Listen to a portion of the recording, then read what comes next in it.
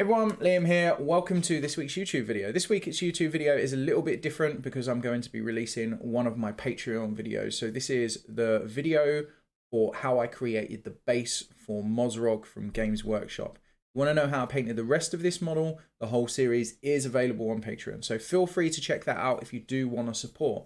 If you find this video helpful, make sure you hit the like button. Feel free to leave me some feedback in the comments below. Makes a huge difference as I am trying to grow the channel. But without further ado, here we go. So I'm just gonna, this bit's gonna be really quick, but this is the base, the plinth from Tarot Model Maker. Where I've attacked this plinth with a Dremel, you can see that it's really rough. It's got big gouges out of it. So I'm just covering those areas with milliput. The main reason is where you've got these big circular indents, it's just not gonna look right on the plinth. So I'm just covering those areas with milliput. I'm not necessarily getting rid of all of those marks, that those indentations that I've drilled into this base, but what I'm doing is I'm just getting rid of all the sharp edges basically. Now I like to use milliput when it comes to basing because it's very easy to sand. It's also very easy to cut later on and get a very sharp edge. So with this, the idea is we're trying to get the overall shape of what we want for the base. So the next step that we're going to do, you can kind of see how we've got this recess in the front, flat area at the top, and then at the back we've got these little recesses as well. These are going to be like holes or craters. So the part of the milliput that I'm smoothing down now is basically I'm putting a flat area over the top of the plinth.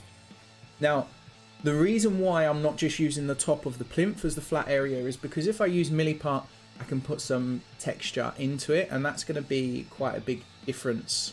It's going to have quite a big impact with the end result. So if I just left the plinth, I would either have like a super smooth foundation to put the model on, which I don't want at all, or I'd have to put some kind of like grit over it, and I don't want that at all either. So you also see I'm placing Mozrog on the base right now. The reason for that is I'm placing Mozrog on the base and I'm indenting his feet into the milliput. Not a lot, but just enough so his feet sinks in. This kind of gives the idea, it stops him from looking like he's floating on the base. It's a really big deal. So the idea is where the pressure of his feet is on the floor, the feet squish, so it doesn't look like he's floating. This is a really big deal when it comes to immersion. You don't want a miniature that looks like it's floating when you've got this beautiful paint job and beautiful base, because it will just look, it takes you away from the magic of what you're trying to create. Now, you see me playing with these little, I don't know, concrete things on screen at the moment. These are from a company called Juweela. I'm sure I'm butchering that name, but I will throw up a link for the people, for some places that sell this stuff. And basically the idea of this is it's like reinforced concrete. You can see the Juweela stuff, the logo on the back there. Now, basically what this is it's like a brick material that crumbles really well for a start. So when we break it, it makes these amazing shapes when you crumble it. And that in itself is worth it for this. But it's also got this wire mesh that runs through it, and it's supposed to like imitate reinforced concrete. The truth is it's not really very realistic, but it is a very cool result. I think the problem is like the wire mesh just feels it's just too big to really look overly believable, but it is a lot of fun to use and you don't really notice it. And it also lets you do stuff like this. So where I place this piece of concrete on the ground, you can see we've got like these floating concrete sections where the mesh is holding it in place. So it's a really interesting tool to use like to add like interesting dimension to the base. And you can see like where I've broken all that up with the pliers, it gives you like this really amazing rubble. This really amazing rubble shapes when it comes to like the debris. So that's going to be incredibly handy later on when we're going for, so it's really quite powerful when it comes to more urban bases. So that's why I like this stuff. I could have used any old rocks, but with the idea that this was being more of an urban base, the flat areas of the concrete is really handy. And then, as I said, it breaks into nice interesting parts. So I'm still working with overall shape at the moment. You can see there's not really any like definition to the base or anything like that. I've put a bit of a pipe into the base. This is just a bit of plastic tubing, and I'll show you what we're doing with that later on. But at the moment, the main idea is I'm playing with different materials, different concepts, and I'm trying to just, it's a bit like a jigsaw puzzle. I'm just trying to find what I want to do with the base, whether it's going to work or not. And again, the big thing here, I'm still bringing this squig back into the picture. I'm still grabbing the squigosaur, I'm grabbing Mozrog, and I'm constantly placing him on the base. Firstly, to make sure that everything that I put on the base is not going to interfere with him. But the other thing is what it does is there's a very big risk of the base becoming overpowering, and I don't want that at all. So by keep checking it, we know very early. Now we're going to be doing like a road surface on this flat area. So what I've got is some really coarse sandpaper. I think this is like 60 grit sandpaper. And what I'm doing with dry sandpaper, it doesn't work so well with wet sandpaper. I've pressed this sandpaper into the road surface, what's going to be the road surface, and it gives us this really rough, coarse material, which is really, really good, which is what I'm after. So it's a nice, interesting trick. If you do it with wet sandpaper, then what ends up happening is all of the little marks end up quite soft, and they don't work so well. With the flat surface at the top now, the roads, what we need to start doing is we don't need to, but what I want to do is I want to have a relatively sharp edge. So it's almost like something's come down, there's an impact crater.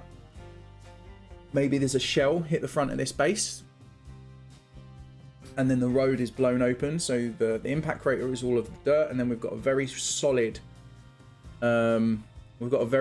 break where the road surface is, and that's what we're kind of like just building the shape of at the moment. Not too worried about getting it perfect. What we need to do is get the shape right. So you can see this area that I'm cutting now with this blade, that is the actual road surface itself.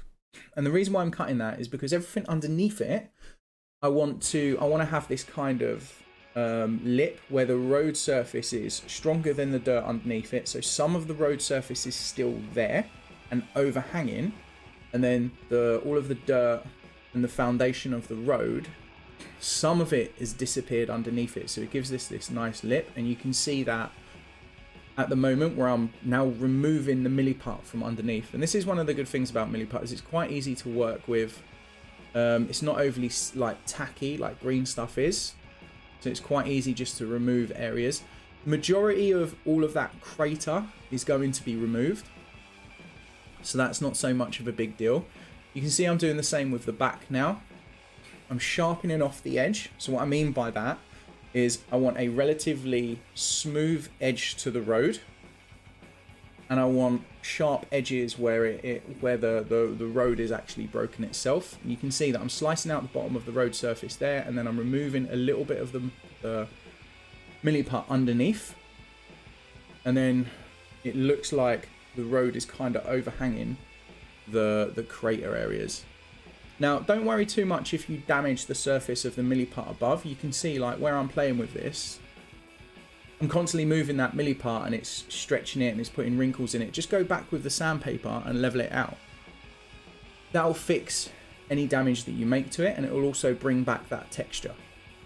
And the benefit of this is because we're going for because we don't need to do anything really clean, like it's not a really neat, clean base, we don't need to worry about having a perfect result. Now,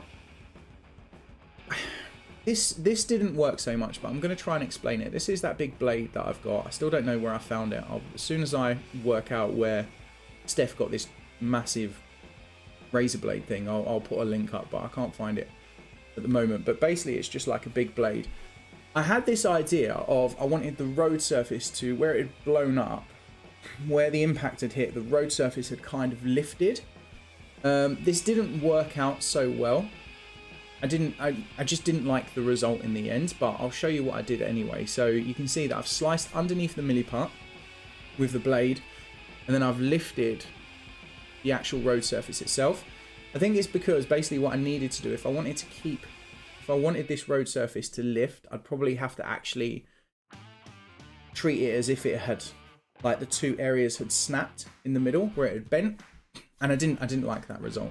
So I lifted it slightly in the end, not quite as extreme as it is at the moment, but you'll see that as we go. You can see the edges of this road are relatively sharp as well. Now, what I would say is if you're looking for a really crisp result on the end of the milli part, on the edges of the milli part, you try and get that crisp result now. It's not going to work because that milli part is still very flexible. It's going to bend quite a lot. So the main idea here is you want roughly the right shape. You want roughly the right kind of result. So get it kind of like as flat and smooth as you can, but then leave it till it's dry, because when it dries, it will go rock solid and it will no longer flex. And then what you can do, you can either get a hobby knife, an X-Acto blade, and just slice it so it cuts really sharp and you'll get nice crisp edges. The other thing is all you can do is you can sand it and get the same result. So it's too early to worry about that now. We'll deal with it later. You just want like the overall shape and the overall idea of what you're trying to achieve. You can see how where I've lifted this mini part, it's got like a wrinkle in it, and that's one of the reasons why it wasn't working. Now I could have worked around it. The fact is I didn't particularly want to. I was content with how it was looking, so I just didn't bother with it lifting so high. The next thing that we need to do is, well, we don't need to. What I wanted to do is I wanted to have it so the road was kind of cracked. Now in hindsight, I wish I'd put a lot more cracks in this road, especially smaller ones. But you know, it's like hindsight's a great thing. So what I did with, I think that was an X-Acto blade, but some kind of sharp tool, I did lots of little dots and I dragged it along to create that line. And then I've grabbed a ball tool and I've created just a very large hole in the middle of the road there. That's going to be like where, I don't know, a big chunk of the road is just has lifted out or something like that. Now, the main thing that I found with this is because we've gone with this road surface where the support under the road has kind of disappeared. What I found was quite important is we had that same, the road, we had that kind of recess under the road in the cracks area as well, which is why you can see me just pushing the milli part underneath. With this, again, we don't have to be too careful. We don't have to be too neat, because where we've got this really messy area in the cracks, what's going to happen ultimately is we're going to end up having like basing material in there. We're going to put sand, we're going to put different types of sand, we're going to put, possibly we can put some rocks in there. So in these cracks, the cracks are either too narrow to even have to worry about what the material result is like in those cracks, or we're going to end up working basing material over the top anyway, so we don't have to like overthink it too much. The main thing that I did want to point out is if you're doing a really big crack, you wouldn't just have one big crack, you would have smaller ones coming off of it. So it's really important that if you're putting a big crack in a road or something solid, generally speaking, you wouldn't just have one massive crack. It'd almost like it spider webs off the end or off different areas.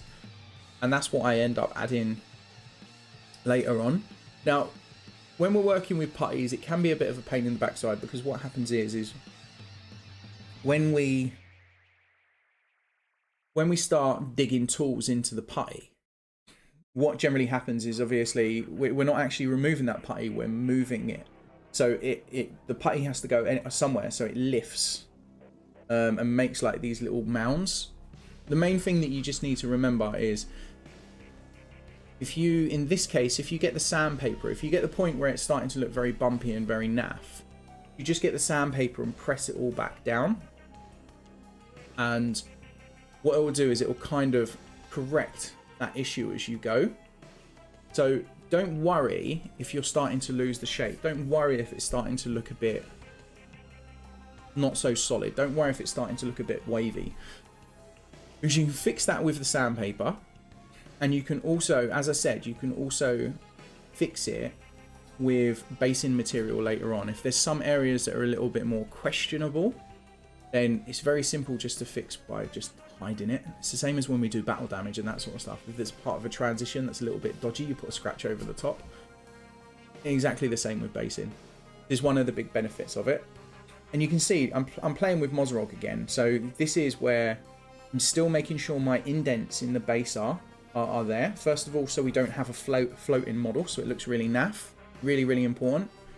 But also because I'm constantly testing to make sure that I'm not covering up the contact point for Mozrog, because he needs to make sure that I haven't got anything interfering with it. Now, the milli part around the base ends up getting incredibly messy, and we're going to have to sand that down so it integrates flush with the plinth.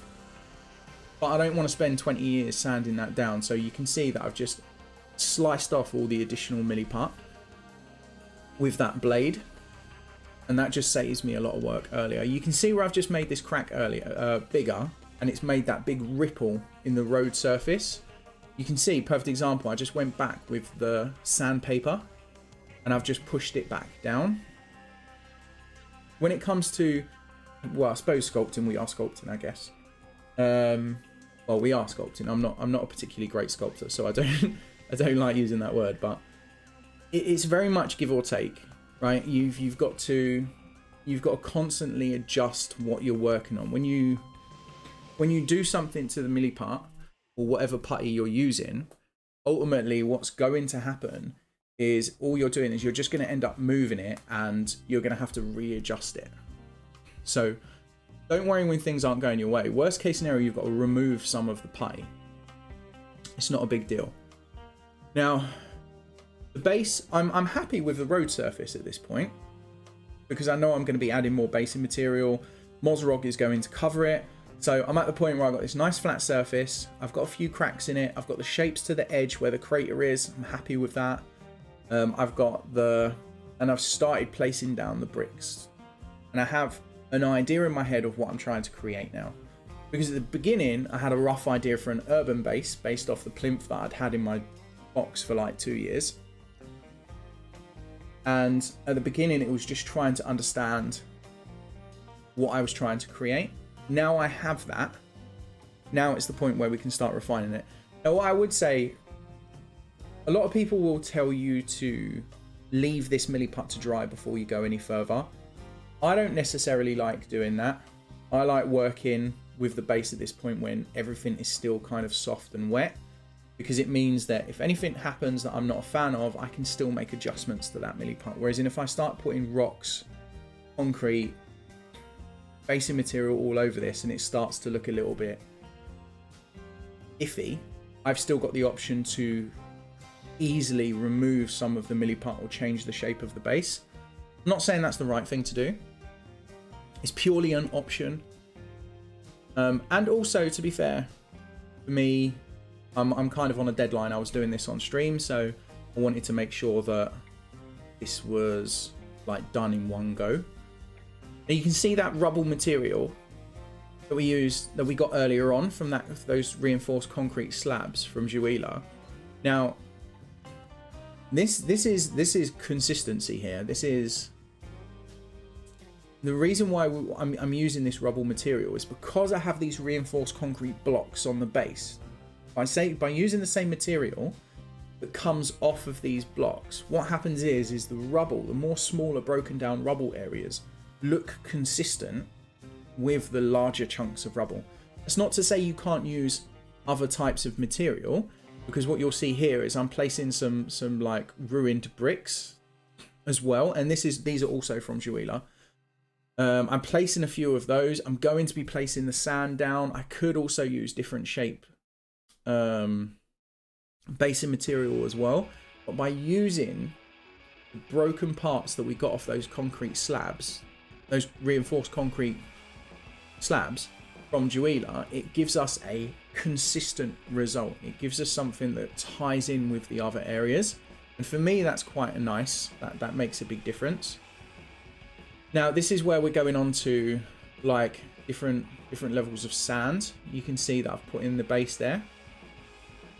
So the idea for me is I'm working with my largest basing material first, and then I'm working through to smaller and smaller and smaller. So you can see that this particular sand that I'm putting on now is just like sharp sand, I believe it's called. And then what we're going to do is we're also going to go and put some really fine sand over the top of that. So what we end up having, we cover the area that we're trying to cover, in this case the rubble, covering it with those broken parts of that concrete slab, so it integrates and looks better with the concrete blocks that we're going to put on this base. Then we're going over with a really coarse sand, so like sharp sand, builder's sand, and then lastly, which is what's coming out of this Mentos tub, we're using really, really fine sand. This is fine sand that we're going over the top. That means the whole area of the crater is now based, and we have lots of variation in the size of the basing material. The variation is so massively important here. Now with the road surface itself, I don't just want a really clean road surface. Yes, I've got that rough material texture that I got with the sandpaper on the road, but if there's been explosions, if there's been collapsed buildings, that sort of stuff, there's going to be dirt and debris on the road as well. So what I did is I got I scanned some of those different basing materials over the road surface itself. Now in hindsight, I should have done this later. I should have done this after I'd built up the area of concrete slabs and broken down rubble at the back of the base. But I didn't, because I didn't think about it at the time. I wasn't entirely sure what I was going to do with that random block at the back of the base at the moment. I wasn't sure what I was going to do with that at this point. But it doesn't really make a massive difference. It just would have ultimately saved me time.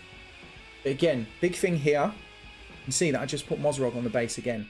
Did not want the basing material that I just scattered all over the road to interfere with his contact point on that base.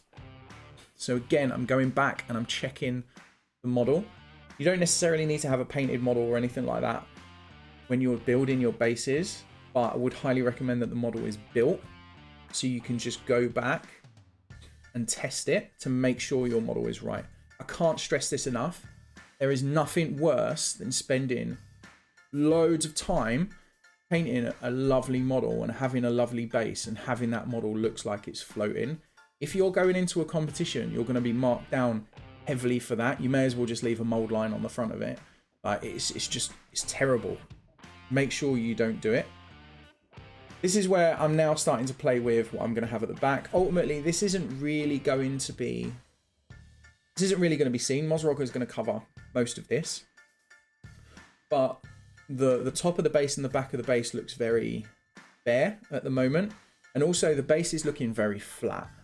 There's not really much height to it, and this is something that can be really important. If you've just got a very flat base, although it can be nice and it can be relevant, it can also look very boring. So having some like three-dimensionality, that a word? It is now. Having a more like three-dimensional base with lots of different levels gives you much more visual interest, especially if you've got a round base and you're rotating it and the base itself has got lots of different heights. It makes the base more interesting without taking away from the model, and that's the big thing to remember here. This base is very simple and straightforward. I mean, when you look at the base at the end, or rather at the beginning of this video, ultimately we've got a very basic resin pour, which is quite subtle. We've got a bit of a debris pile at the back, which you can't really see, and the base is quite dark. It's quite grey, although it's still got colour in it. Everything is quite neutral, and the idea with this is because I want everything about this base to force us to look at the model, not the base. The base is an afterthought in this case. I don't even want anyone looking at the base until after they've looked at Mozrog. So this is trying to get the most interest out of the base without the base becoming a prominent feature. For me, the base should frame and reinforce the model, not the other way around, but that's about priority and what's important to you. Some people some amazing artists are very much like the model is there to support the base and the scene, and the base is the most important thing. What you have as a priority is entirely up to you, but for me, all I care about is the miniature itself. So my priority is that the base is framing and reinforcing this model as much as possible. So in this case, because I've got a big old white squig, the base needs to stay quite dark. If the base is really bright, then it's going to get confused and lost with the squig. Whereas if I keep it quite dark, it forces you to look at the squig and therefore forces you to look upwards. The other thing is I want to get lots of greens in this base. And by getting lots of greens in this base, it creates harmony with all of the greens that run throughout this model. Because remember, there's greens in the squig, and there's loads of green in the orc. But the greens in the squig and the base are very subtle. And then we have this really strong green skin towards the top of the orc, which makes it pop. But if we just had that green skin alone and no green anywhere else, it would look out of place unnaturally so. But by having green as a very subtle reinforcing color throughout the squig and the base, what it does is it helps create harmony. Now the back of the base, I haven't really been explaining too much, but the back of the base we're doing exactly the same as what we did with the front. You can see that I've built up these bricks, these concrete slabs from Juweela into like a little bit of a rubble pile at the back of the base. Again, you're not really going to see these until you turn that base and look at it from behind. And as you rotate it, you'll see that the base has lots of different levels, which again is about adding very subtle interest without it becoming an overpowering feature. Now, it's really interesting. It's really interesting at the moment because those blocks, those concrete slabs at the back look quite unnatural. And that's because there's no smaller debris around them. What we need to remember is we need to think about this logically. If we've got these massive crashed, broken, collapsed concrete slabs, we're also going to have lots of smaller bits of that concrete as well around them. And this is really important. So around the back, it's nice and easy. Where we put this debris in, we just put lots of the concrete. And then from the back of it, it just looks like it's a big pile of concrete rubble that we can see. But from the front of the base, even though the squig is going to be there and the belly of the squig is going to be covering the majority of that rubble, we still need to make sure that we're going for a result that's as believable as possible. So with that in mind, we need to make sure that we get some smaller chunks of this concrete effectively around those big blocks as well. That's going to make it look more believable, more natural.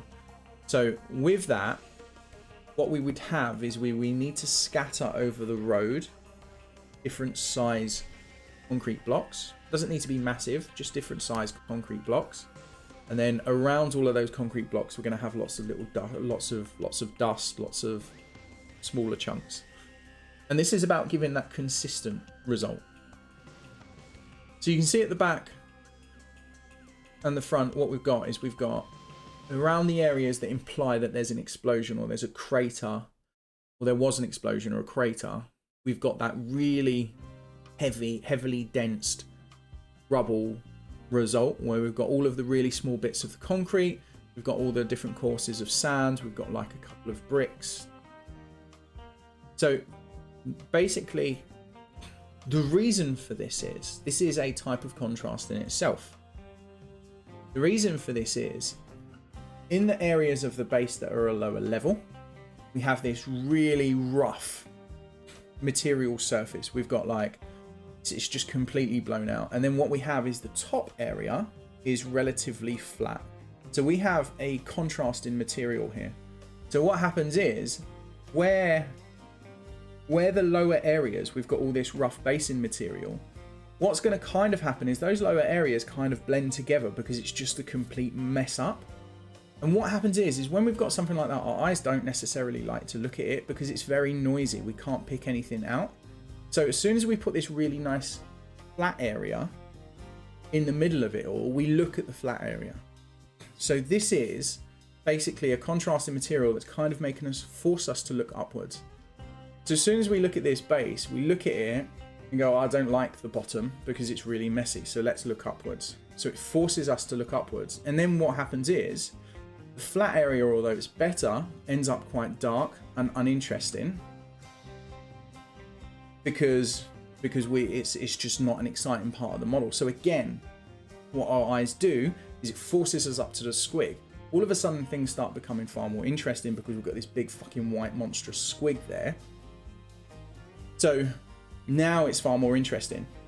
Then remember, when we've got the squig, although he's really white, we've got the green skin of the orc, which is the most impactful point of this model. So everything about this base and model forces us to look upwards.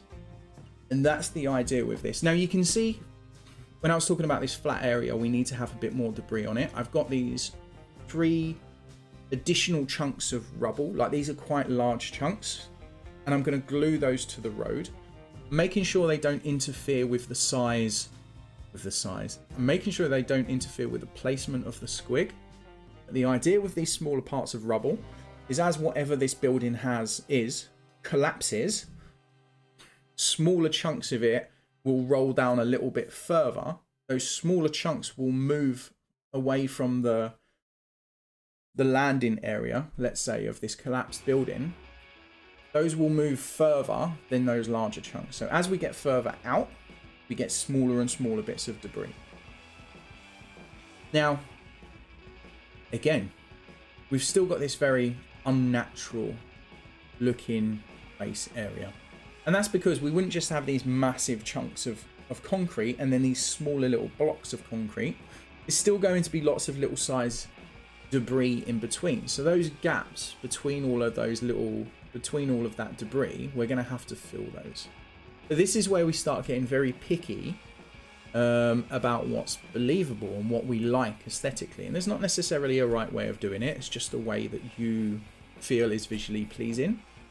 But this is where we get really picky. So at the moment, I like what we have in the front crater. I like the fact in the front crater, the lower we go, we've got bigger and bigger chunks of debris. It's like they've fallen further down. I really, really like that. I like at the back of the base, we've got these massive chunks of concrete. This implies that off the base, there's this massive exploded building, which I really like. And then as we get further towards the middle of the base, we've got the smaller chunks where those chunks from that exploded building have kind of rolled across the road and possibly into the crater. That's another really important thing. This base is kind of telling us a subtle story. Got this big explosion, it's gone across the road, and then the bits have fallen into the crater. Now you can see, this is what I was talking about. Between these chunks of rubble that we've put in, I've now filled it with much smaller bits of debris. So this now looks a little bit more natural because it's not just these massive out of place chunks. We've filled the area between them. So this becomes a bit more of a natural result because we wouldn't just have the massive chunks closer to the explosion and the smaller chunks further away. We would still have lots of those smaller damaged parts of the building within the larger parts, but it's about what we can visually see. Although we've got those smaller parts, although we've got the smaller debris within all of the bigger parts, we can clearly see the majority of the larger parts are off towards the edge of the base, and then as we get further away from those larger chunks of debris, we gradually have smaller and smaller chunks of debris. So it's reinforcing the idea that whatever has happened off the base and is kind of going across it. And most people are not even going to notice it, but it's very small details like this that kind of imply something is going on around this model. And it's small things like this that will help with the believability of what you're trying to achieve. And remember, believability is huge. One of the most important things to be thinking about. Do we look at something and understand very quickly, without thinking about it, what is happening? It's the same as when we're miniature painting. Do we look at something and quickly understand and just see what's happening? Now, the last thing I'm slapping a couple of skulls on the base. I don't know why, but it never feels like, I know this is really stupid, but it never feels like a Games Workshop model unless I put some skulls on it. I think it's, I don't know. I literally cannot do a base for a Games Workshop model without putting some skulls on it. It's really weird. So yeah, I slapped them on. I thought the one in the middle we're not even going to see, but I thought the one in the crater would be really nice because I know I want to put a little bit of a resin pour in this. So I thought if we could see that skull through the resin, it'd be a nice, interesting little detail.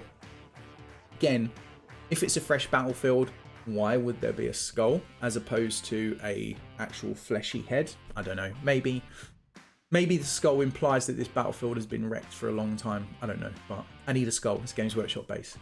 The way it works. So, you skipped ahead a little bit. At this point, I've sanded down the edges, so you can no longer see where the messy milly part on the side is meeting the plinth itself. So I've just sanded all that down, and I've primed the model black. I primed it with Vallejo model color black. Not Vallejo model color black. I've primed it with Vallejo primer, black surface primer, which is this stuff. Because it's the only black primer that I've got at the moment. It's absolutely naff. It's a terrible primer. Vallejo primer is awful. So, don't even know why I told you that, but that's what I used. Right, so I make no secret, basing is not my strong point, and I particularly struggle with keeping colour in bases. Generally, what's happened historically is my bases have tended to be very grey and boring. I'm going to attempt at this point to avoid that, and at the end of this base I am successful in the sense that it's an improvement on what I've done in the past.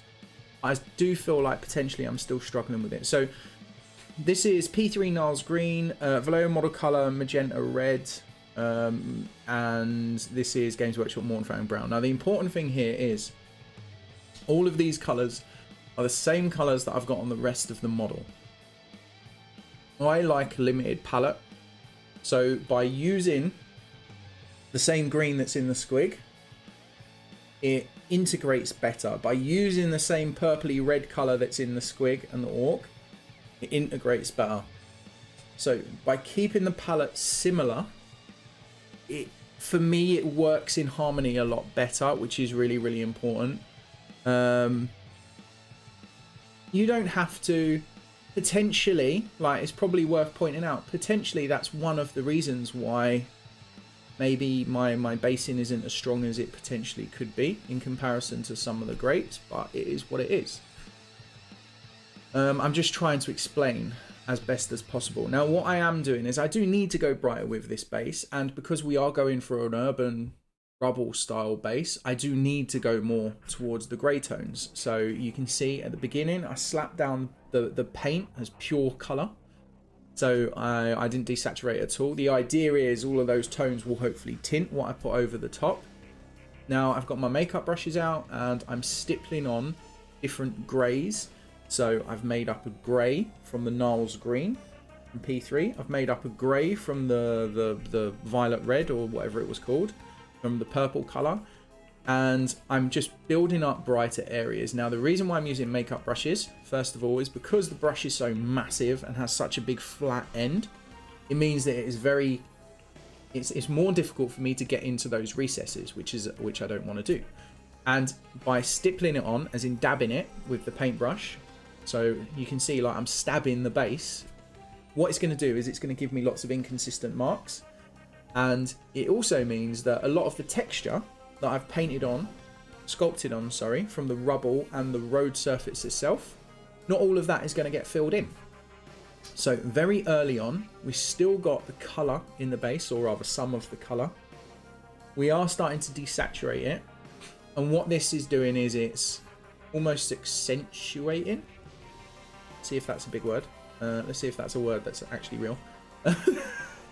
All of the texture that I've got into it. Now, the idea with this is I'm still focusing on colour here, and this is a really interesting trigger point for me, because at this point I'm desaturating this colour, but I still have lots of colour in the base. Clearly, I've got all of that purple, all of that green. I got a little bit of the brown, but I wasn't really bothered about that at this point. But I am looking at it going, it looks really weird. I'm looking at it and thinking it's just got too much color in it for what I want. And again, this is something that I personally struggle with. So I do end up going more gray and more desaturated.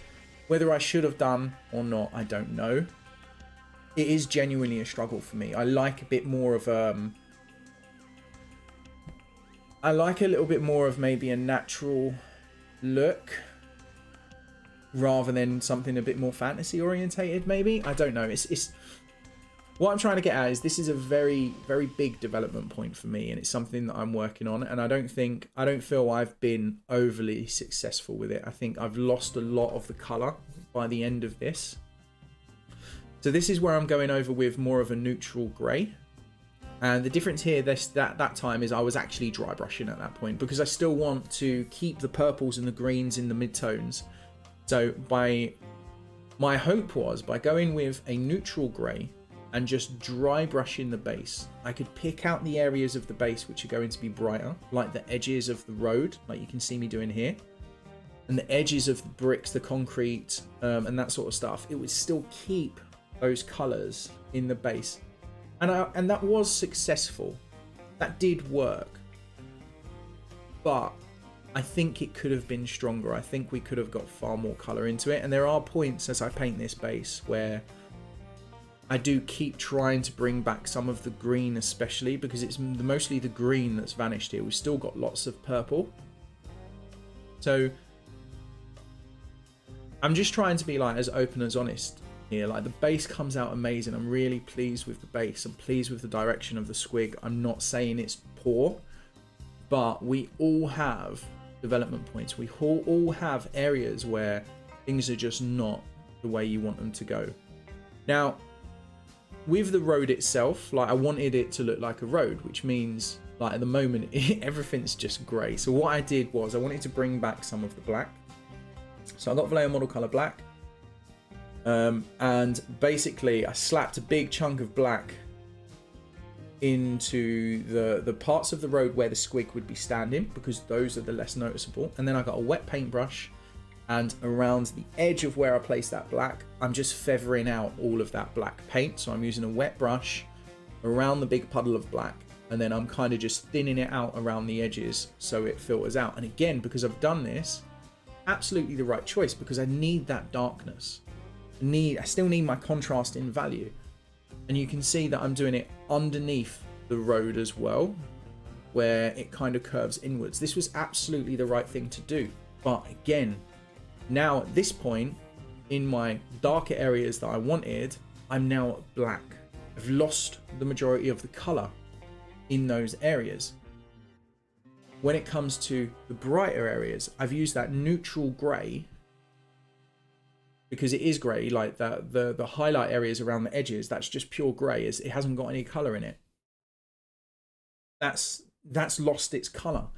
So now I still have little bits of purple. I've got slight hints of green, but I've lost the colour because I no longer have it in the shadow because I've pushed myself to black. No longer have it in the highlight area because I've pushed it to a neutral grey.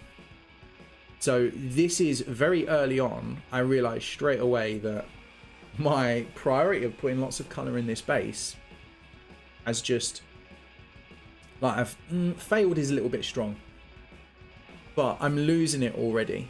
And the worst part is in my head at the time of painting this, because I can see this more now that I'm looking back on the video footage. At the time of painting this, I was thinking, I really like this.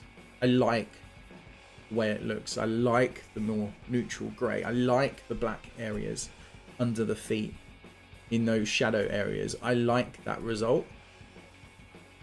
So the only reason I end up trying to introduce some more colour into it is because people were telling me that I was losing it. I couldn't personally see it.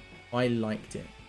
So it's definitely one of those things where if I had taken a break here, even for 5 or 10 minutes and come back to it, I would have seen it myself. I'm confident that I would have done. But because I'm working on this model like hardcore, just piling onto it, it's almost like we get tunnel vision. And we don't necessarily see the things. So this is why, like, if you talk to a lot of like great painters, what they'll do is they'll use things like Instagram and Facebook and that sort of stuff, and they post their whips not just because they want to share them, but because what it actually does is it gives them an opportunity to keep coming back and looking at those photos, and you spot things that you never would have done before. In my case, I'm quite lucky. Generally, I post this stuff up on the Discord or I'm on Twitch and that sort of stuff, and people can see it while I'm painting. But yeah, sometimes you really do need to just stop and take a step back, even if it's for 5 minutes. Because if you look at this base right now, the green is gone. We've got hints of purple. There's like one spot on the brick which has got green on it, and that's it. So anyway, we'll come back to that. I did want to imply that it was a road, so I put some road markings on. Now, the reason why I'm using yellow road markings is because yellow on this will stand out a lot. Even by the time we darken it down, by the time we darken it down and work over it, it's not quite so potent, but it's strong enough for people to notice very quickly when they look at the base and understand what it is. If I had used white, because our road markings over here mostly are white, it would have got lost in the base much more. So I'm like, yellow road markings are American generally, but I don't know, I could be wrong. But by using yellow, as soon as we look at the base, in our heads, it's like, right, that's a road, that makes sense. Whereas if I'd gone for something like white, we've got lots of grey anyway. Like, it just wouldn't have the impact that I wanted. So that's really important. So sometimes our choices need to be based around, are people going to understand what we're looking at very quickly? Because remember, I don't want people to really focus on the base. I want people to look at the base, understand what it is, and then move on. Base is not important for me in that regard at all. The base is only there to... Sorry. The base is only there to set the scene for what we're trying to achieve. Right? The base is only there to reinforce the story and give context to the model. I want someone to look at the base, understand what's happening, and then just move away from it. That simple. Now, I don't actually like this bit. I decided that I didn't just want to do road markings going across the whole thing. I thought, oh, if I put some kind of like numbering or lettering on it, it might give the idea of, I don't know, like over here we've got like A14, M11, that sort of stuff. The names of our motorways. And that's what I put on here. In hindsight, I don't really like it. It does add something for people to look at. Like, if I was to do this again, I probably wouldn't even bother. The foot covers the majority of this. It doesn't really pop that much. Yeah, it's something, but it is what it is. The benefit with the road markings, we don't have to be overly careful with it. Remember, we've got rubble everywhere. The road itself is a very textured surface, and if this area is like broken down, it's going to be very dirty. So what's going to end up happening with these road markings is we need to mess them up. Ideally, we don't want them to pop, remember? So if we paint these, we don't have to worry about really crisp lines. We don't have to worry about crisp edges or real neatness. We just need to be able to look at them, understand what they are, and then we're gonna put a real messy, dirty black wash over it. Because if we put a black wash over yellow, it's gonna look really like oily and muddy. So that's gonna straight away mess up all the work that you've done. If you put loads of effort into getting like really neat freehand here, you're going to mess up all of that work anyway. Again, because we're going for something which is not in good condition, we can afford to be really carefree about it. And you can see like the lettering is not good at all. But straight away, this is Games Workshop Nuln Oil. Just slapped a massive blob of it all over the top. I do really like Games Workshop washes for basing. I don't know why, I think it's just the lazy part of me, but you can see like the letters have just gone, like the yellow, the vibrancy of the yellow has just disappeared. It looks really mottled, it looks really dirty. And that's exactly what I wanted. And by the time we dry brush over this later on as well, because we will dry brush over the letters with the road colours like greys, what that'll do is it will remove even more of the yellow lettering, so they'll stand out even less. This is also something that I wanted to try that in hindsight I probably needn't have bothered. I think it might be quite a nice thing.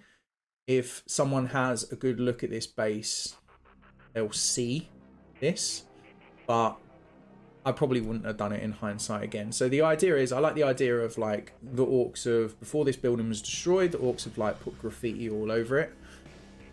So what I did was like a green Ork symbol on the concrete slabs, and I wanted to put like some kind of writing. White Orks would even do graffiti that makes sense, and English writing, I don't know, but is what it is. Now, I've done this very rough. So basically, I started off with a light green. The green was too bright, and it doesn't... Basically, the value of the green at the beginning is very close to the value of the grey on the concrete slab, so it doesn't stand out very much. So I'm going over it with a darker green, just so it pops a little bit more. But bearing in mind, again, remember, I don't want anything crazy on this base. I don't want anything to really pop. So we need to be very careful with this. This is why I haven't like overworked the freehand itself. This is why I haven't got like really like got it so it's really strong. I haven't put like extreme edge highlights or anything like that. I've just done a very basic shape. Then again, just like we did with the yellow, we're going to work over it so the majority of it disappears. As I said, in hindsight, I probably wouldn't have even put this on. I don't really like it in the end. If it wasn't for the fact that the majority of it disappears and there's a big squig over the top of it, I probably would have repainted it. In hindsight, I probably should have, if I was going to do it, I probably should have stippled it on like really neatly and built up all of the texture so it looked really rough, but I didn't. So it is what it is. But you can see like the right hand side there is supposed to be the side of the Ork symbol, and I got it off like I'm got it off the internet. It's off one of the old 40k Ork codexes, is what it is. And then you can see like there's a horn coming off the left hand side, and again I wanted to give the idea that these concrete slabs were maybe from the same building, so I continued that picture onto the other concrete slab, so the other side of the head and some of the horn is also going to be on the second concrete slab. So this is a very minor detail which reinforces the idea of storytelling here. And it's little things like this that can make a big difference. And at the end of it, it doesn't look too bad. If a judge, I take this to go, well, when I take this to Golden Demon, because it will be a Golden Demon piece, I have to tell myself that I will enter this into Golden Demon. If a judge notices this freehand, there's nothing wrong with it in the end. What it's going to do is it's going to reinforce the story that we're creating with this base. It's not a particularly interesting story. It's pretty much, there's a crater in front, there's a damaged building on the other side, this place is knackered. That's what the story is. But it's little details like this that will help the immersion into the piece. It will help sell what's happening around the Ork, why the Ork is there. Little details like this. Yeah, I could have done it better. I didn't. It is what it is. So there's the other side of the Ork head, or rather this is the bottom half. So somewhere else, if you notice, the left hand side of the Ork head is on the left hand rubble. That other chunk of rubble has got the bottom half of the Ork head, so it's missing the top right corner of this Ork head as well. Again, sometimes what we can't see is as powerful as what we can see. By leaving off that top quarter of the Ork head, it implies that potentially this explosion has been quite extreme, and that other section has actually flown much further. So the idea with basing is we want to give people an idea of what's happening around them, but we also want to give people, we want to have enough information not given to those people as well, so they can make up part of the story themselves.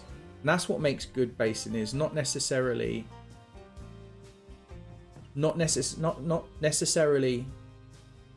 giving people all of the information, but giving people enough information so they can tell those stories themselves. I just like the idea of writing to Big Knobber, to be honest with you, on the rock. Someone suggested it when I was painting this, and I really liked it. So you can't really see it that much, but in my head I've got this idea that the orcs have raided, and there's some Gretchen like really hacked off with his runt herd, who's basically the guys who handle the Gretchen, and he's graffitied up the wall, and this is supposed to be the orc runt herd, and he's calling in a knobber. But yeah, anyway, little details. It was just a bit of fun. As I said, I didn't. The big thing here is I didn't want to invest the time to make it look amazing. So what I did was, again, Nuln oil wash, slapped it over the top, and what this does is it mutes it down straight away. It makes it look really dirty and inconsistent, and it becomes far less prominent. So by the time we get to the end of this, you will be able to see it, but you've got to look really closely. And it's up to you whether you want to do that sort of stuff, but little details are incredibly important. And what we need to remember when we're painting display pieces, when we're doing bases, the base itself, remember, is there to frame the model and help tell the story.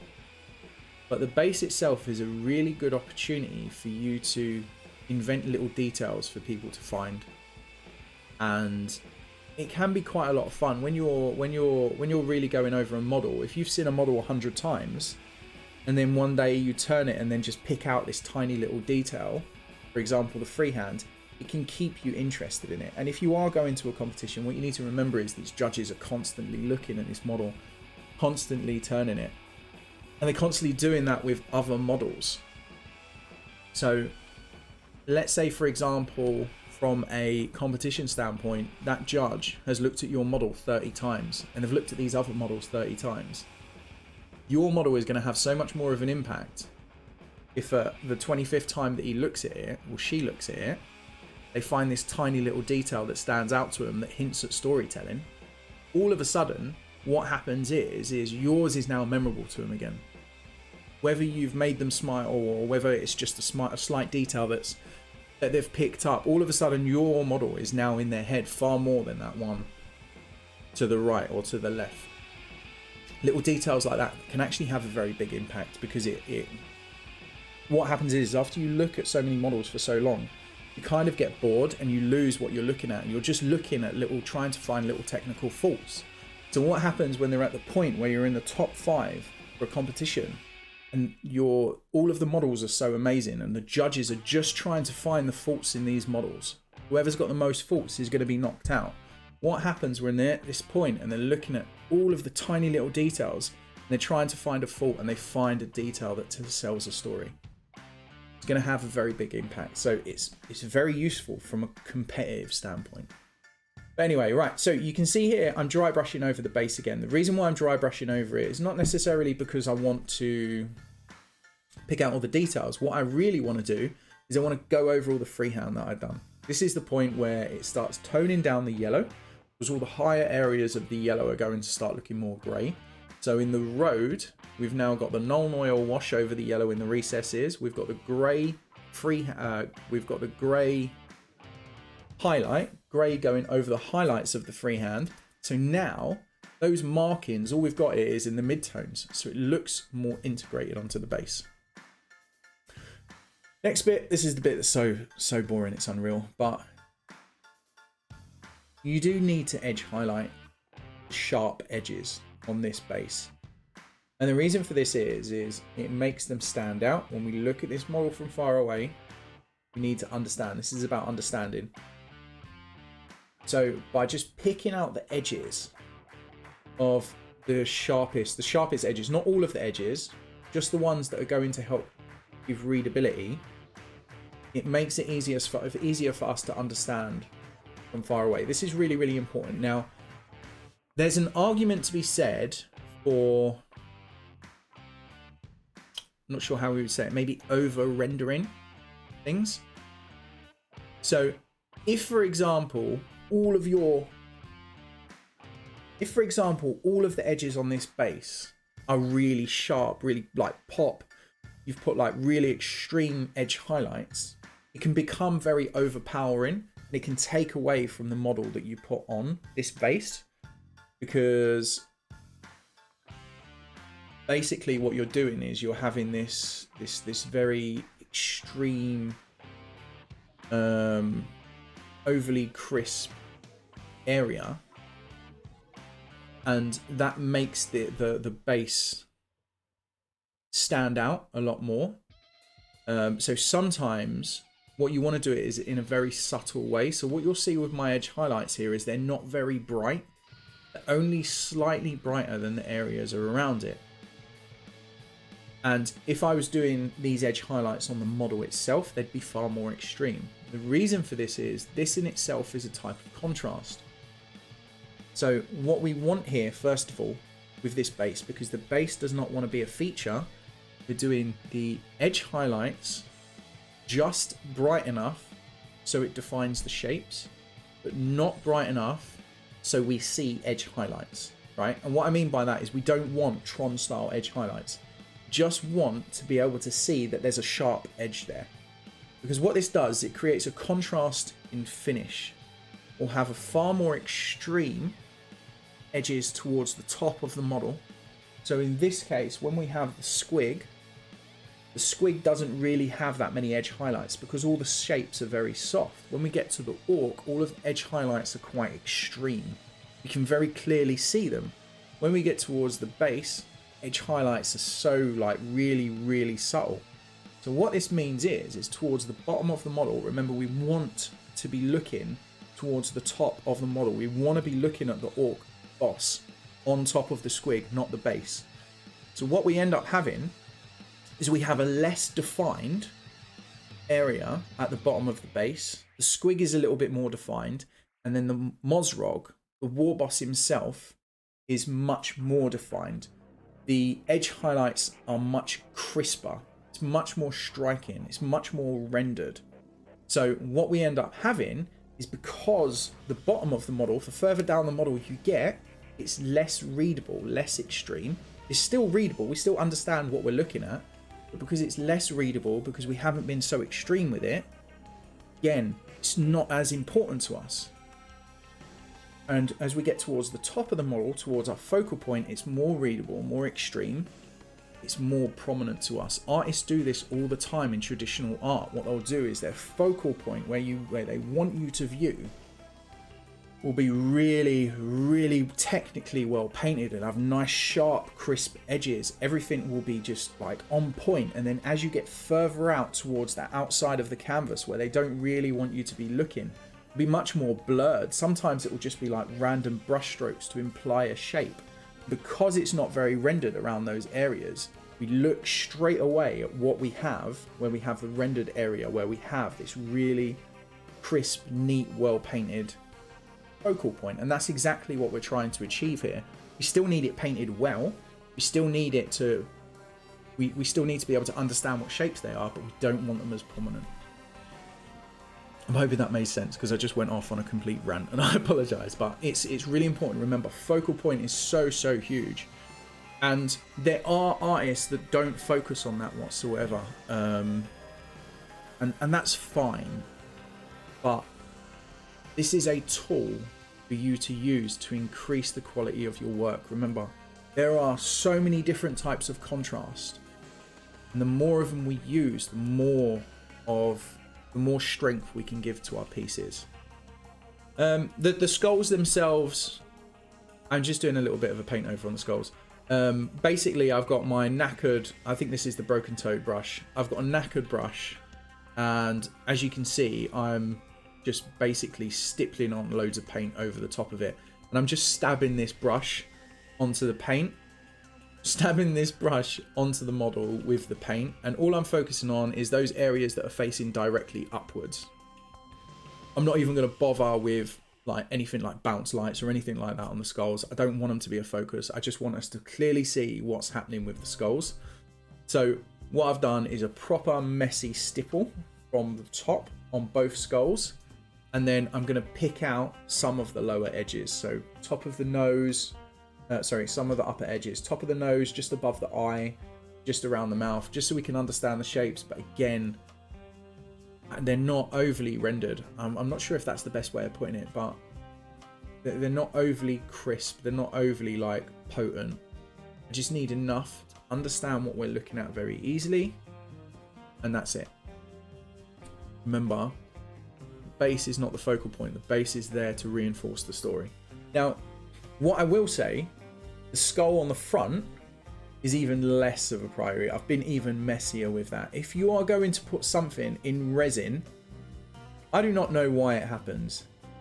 If you're going to put something in resin, it looks so much better than you've actually painted it. I've got no idea why this is the case, but it is. I spent like 20 seconds on that front skull. Because at the end of the day, as soon as I slap that resin in, it's going to look smooth anyway. Don't know why, it just does.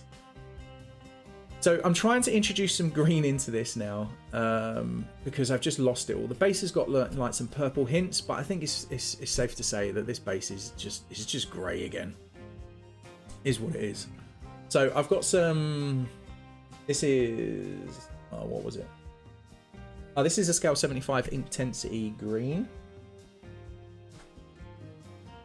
Yeah, Inktense green.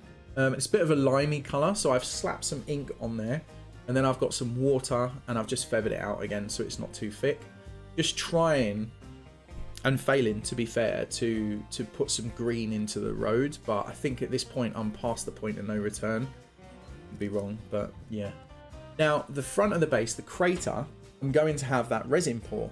It's not going to be a big one, but I wanted to have like this nice green resin pour on the front of the base.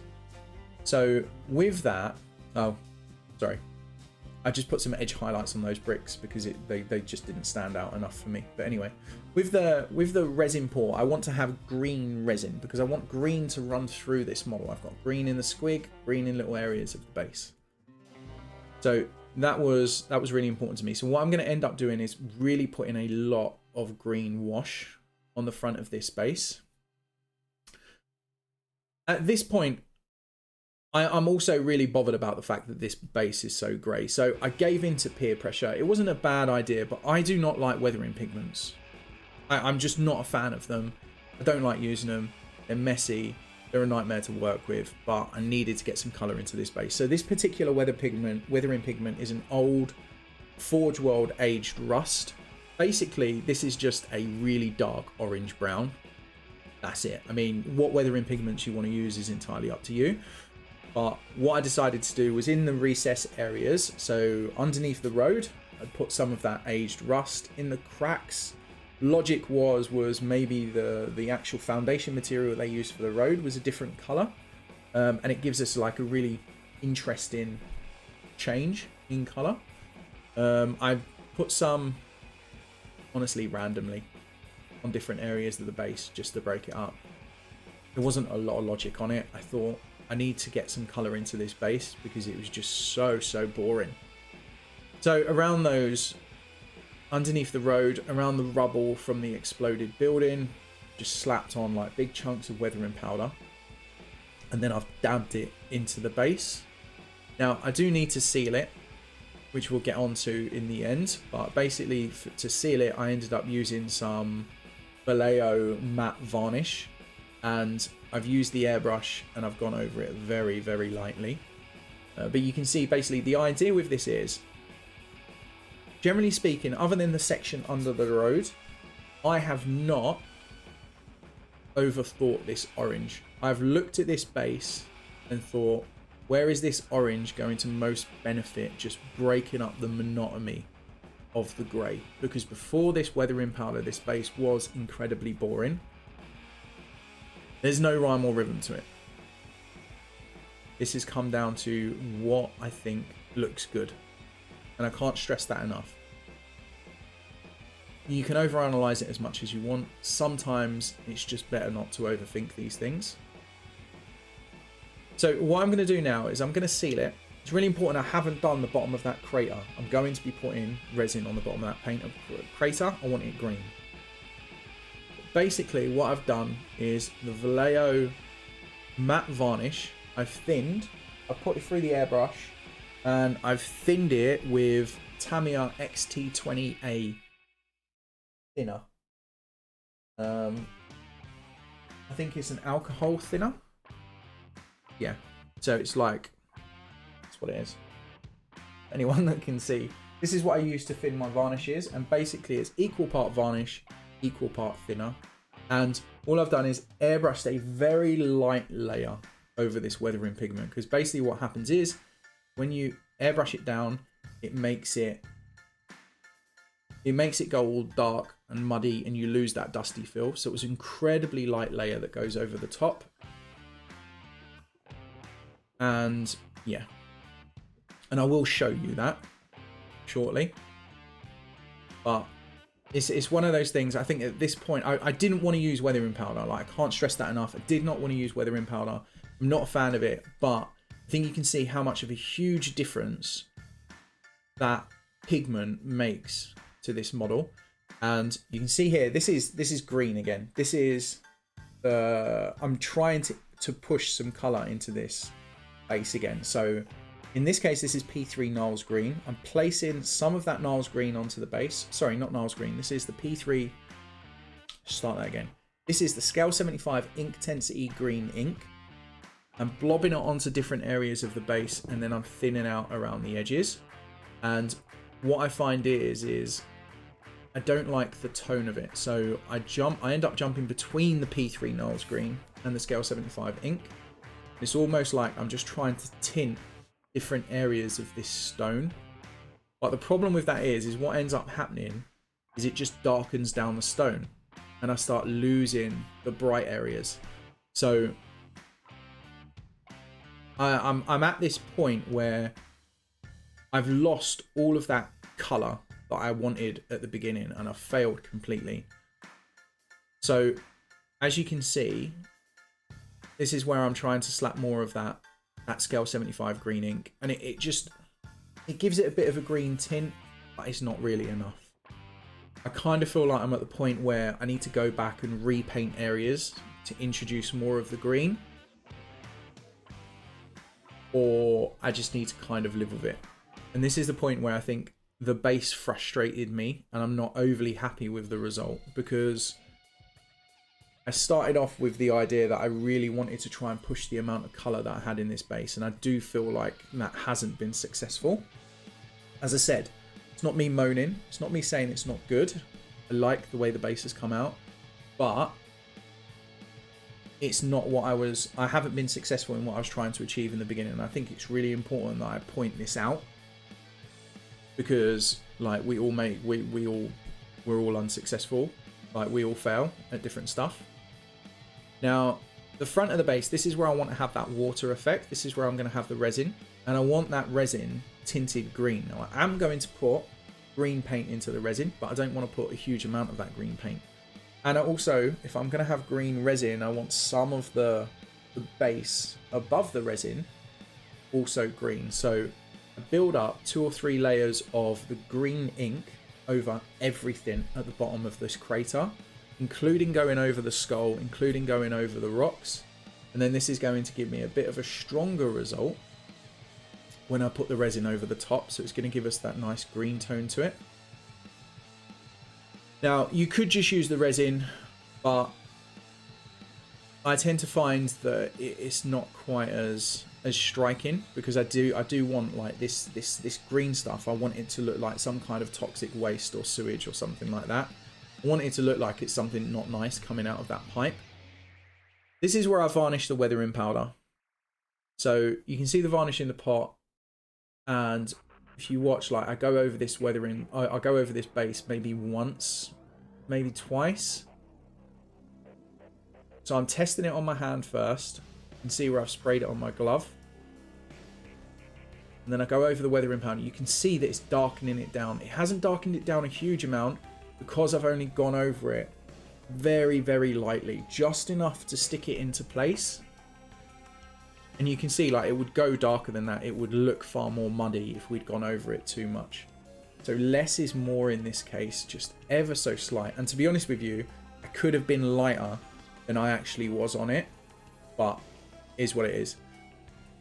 At this point, the base, I'm content with the base is probably the best way of me explaining this. I've got some green back into it. The weathering powder has kind of given me some interest.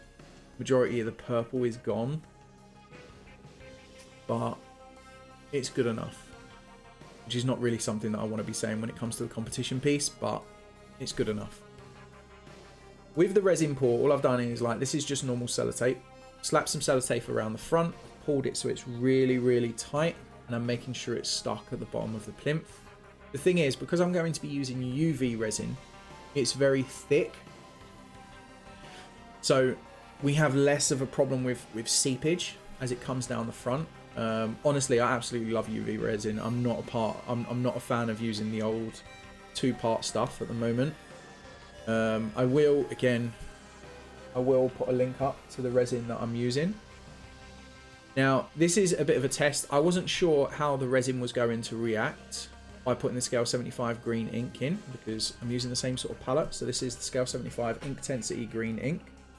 So I'm just doing a bit of a test on this bit of blister. This is really important because I do not want to screw this base up at this point, because we're basically done.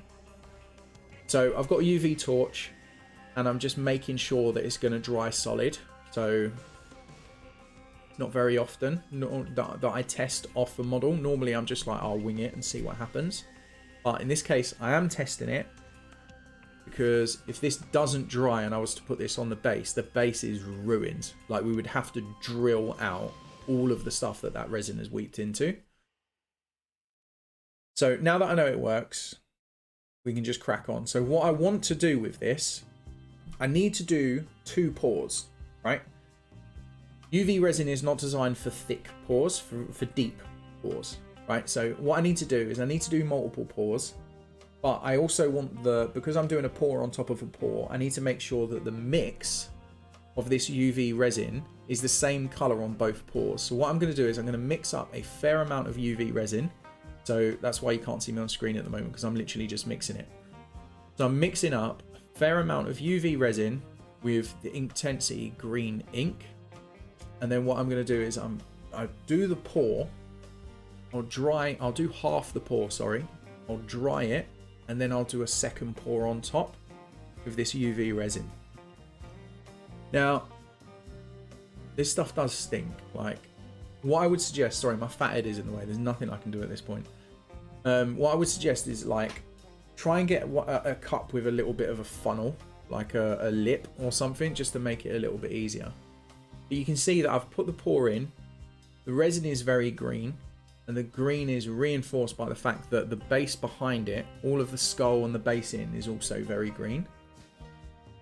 So I'm using the UV torch to dry this very quickly. Like, this took, I think it took like 2 or 3 minutes to dry it. So the reason why, what happens is if we do one really deep pour, the resin shrinks massively, and you get all sorts of side effects from it. So it's better to do 2 or 3 very, very shallow pours to build it up. So this is the second pour. Like, I'm quite happy with it, with how deep we have it. I'm quite happy with the color. And what we need to do is, with the resin, because it's quite thick, it doesn't flow very well. And because the second pour, this resin has already been sat out, it's already starting to dry. Even the resin that I haven't put the torch on, it's drying under the lights. So it flows even less. So I've got, that was an airbrush needle. A toothpick is better.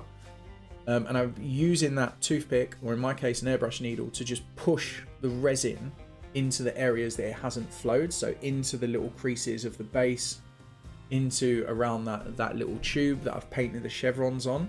So I've pushed it around so I get a nice flat area. It will settle level on its own, but it just won't flow into like little recesses and that sort of stuff.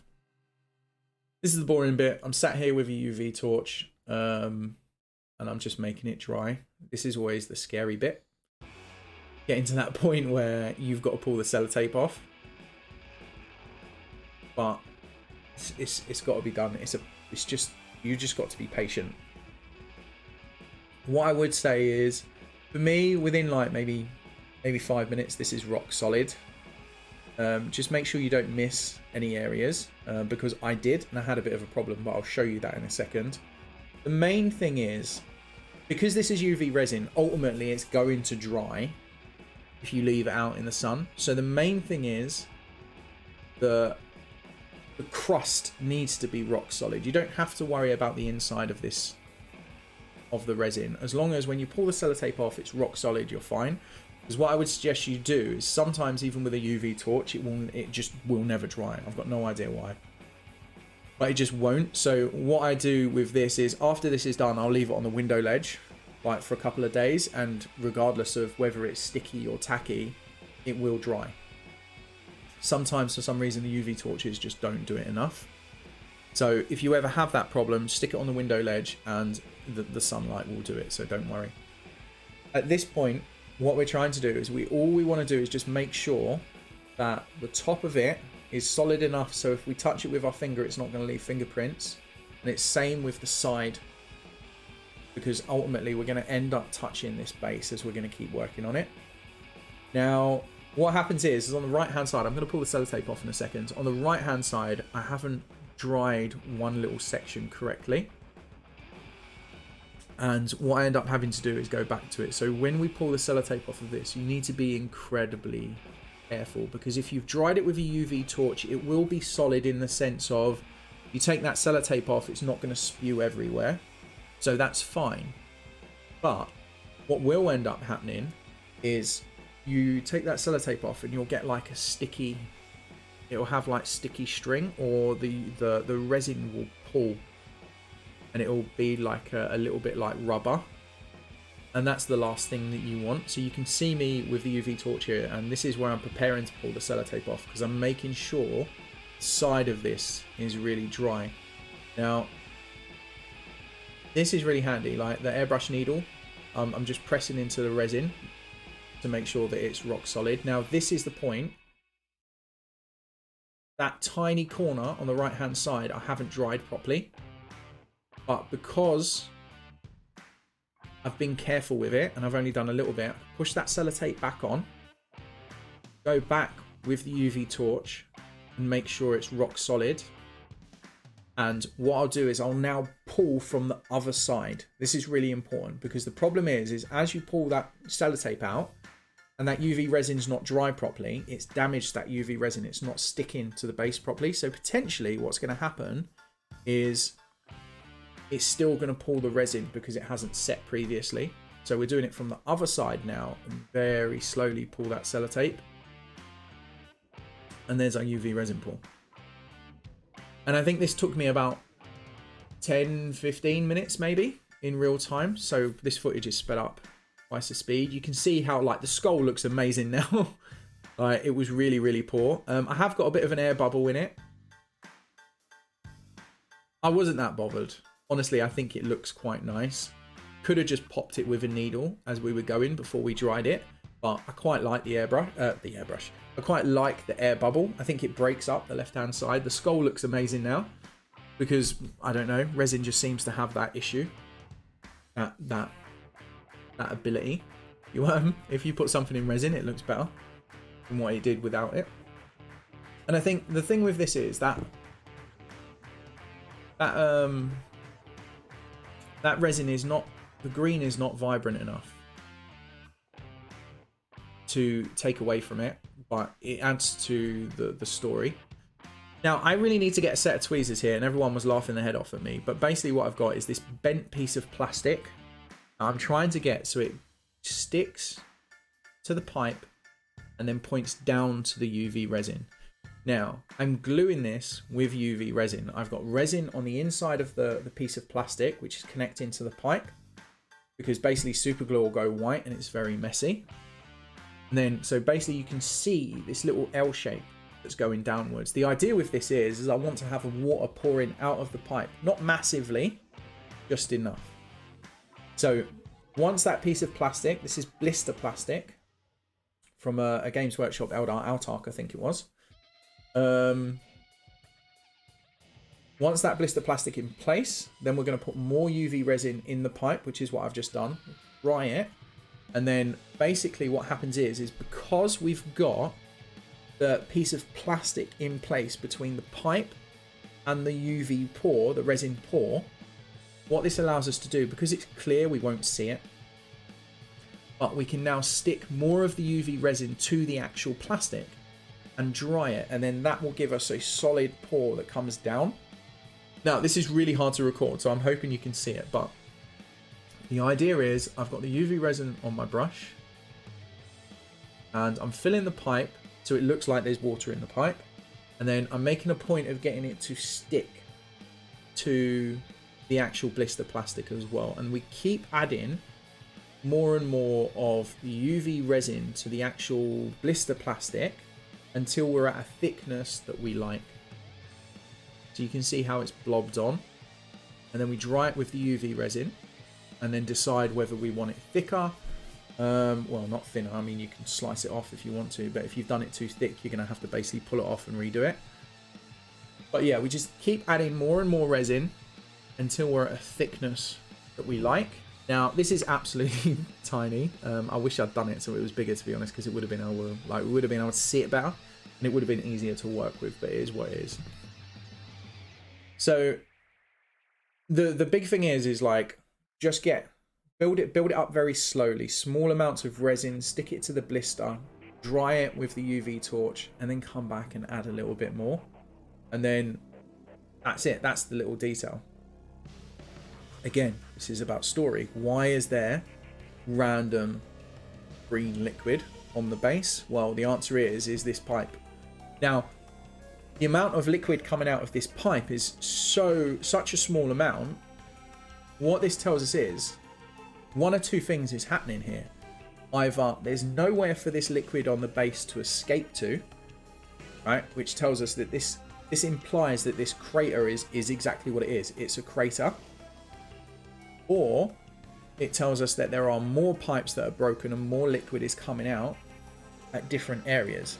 So this is another one of those things where I'm not giving the viewer the full story.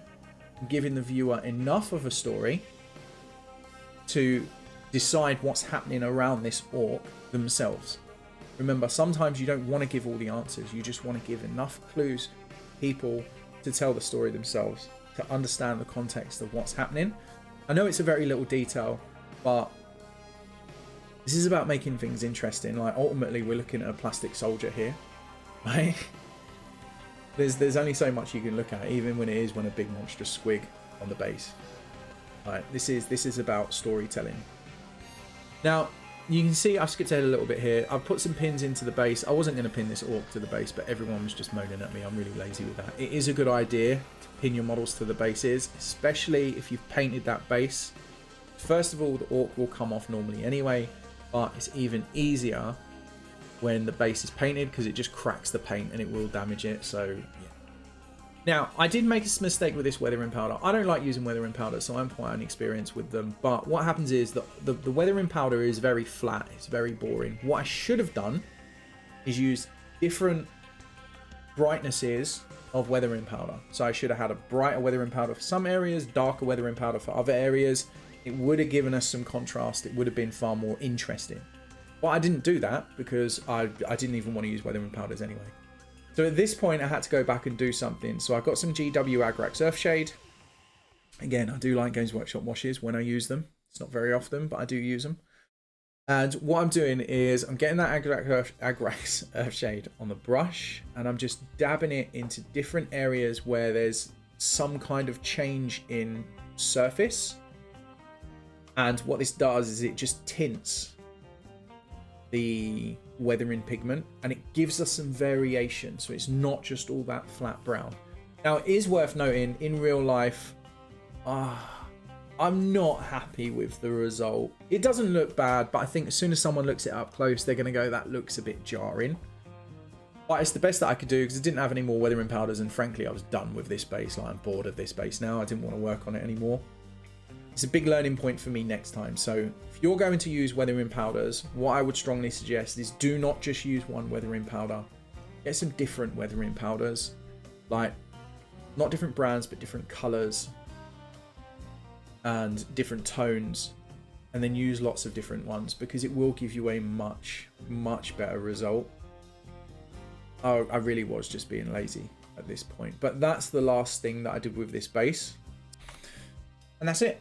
I hope this has been clear. I hope you guys have got something out of it. Thank you everyone for the support. I really appreciate everyone who's been following the YouTube channel. As I said, if you're interested in improving your painting, feel free to check out my tuition options through Patreon, or there are more in-depth display painting videos on there as well. So as always, thank you very much, and I'll see you again.